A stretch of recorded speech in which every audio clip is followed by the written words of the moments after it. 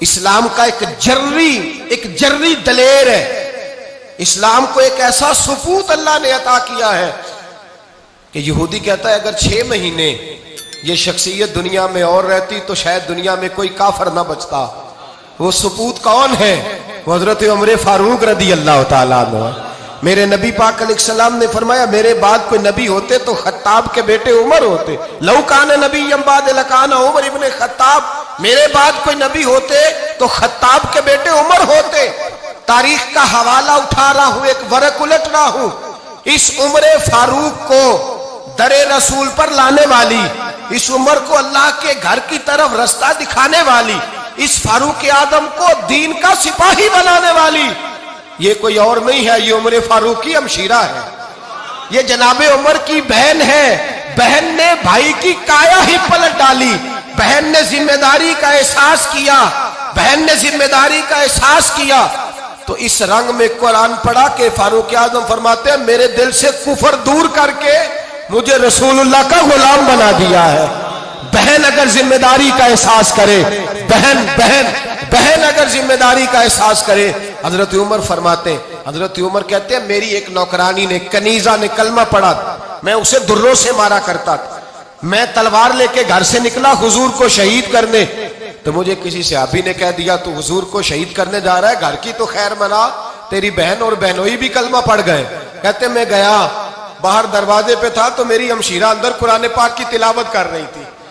فاطمہ بنت خطاب, فاطمہ بنت, کتنا پسند ہے یہ نام صحابہ, کس نے رکھا ہوا ہے.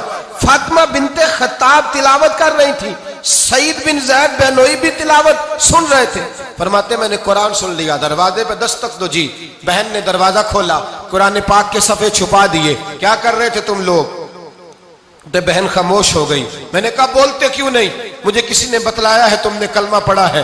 تو کہتے ہیں میری بہن جو مجھ سے اتنا پیار کرتی تھی کہ کبھی بولی نہیں تھی, کبھی بات جو میں کہتا تھا ہو جاتا تھا, آج میں نے اس بہن کی آنکھوں میں توحید کی لذت دیکھی, اس کی پیشانی میں سجدے کا نور دیکھا, اس کے لب و لہجے میں رسول اللہ کی شریعت کی چھاپ دیکھی.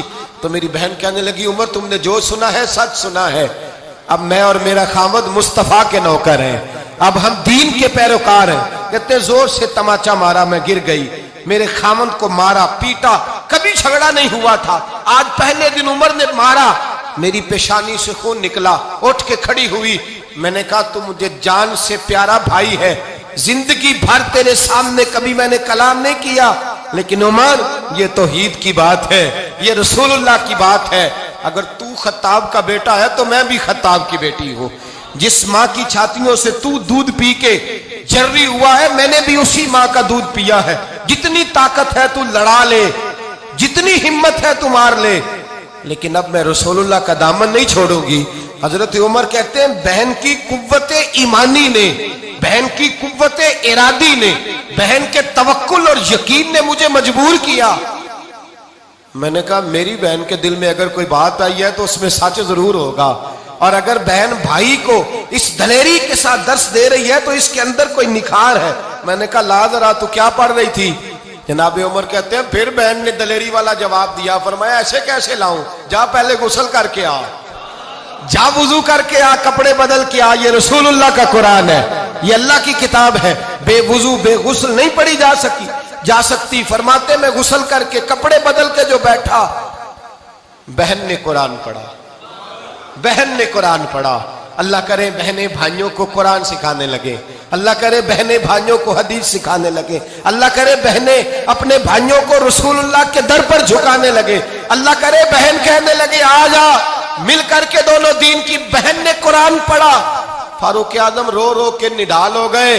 حضرت عمر کہتے ہیں بہن کی زبان سے چند آیتیں سنی تو میں نے کہا مجھے باندھ لو, ہاتھ باندھ لو, میں حضور کو قتل کرنے کے ارادے سے آیا تھا نا, اب مجھے باندھ لو. کرو آیا سا مار مقامنے نو, ہن مینو مار دے لے چلو, متے عمر دی عمر برباد ہوئے جتھے عمر سوار دے لے چلو. اب مجھے لے جاؤ در رسالت ماپ. ایک بہن نے ذمہ داری کا احساس کیا تو حضرت عمر جیسا سپوت دیا. بہنیں اگر ذمہ داری کا احساس کریں, ذمہ داری کا احساس کریں تو اسلام میں بہت بڑا انقلاب آ سکتا ہے.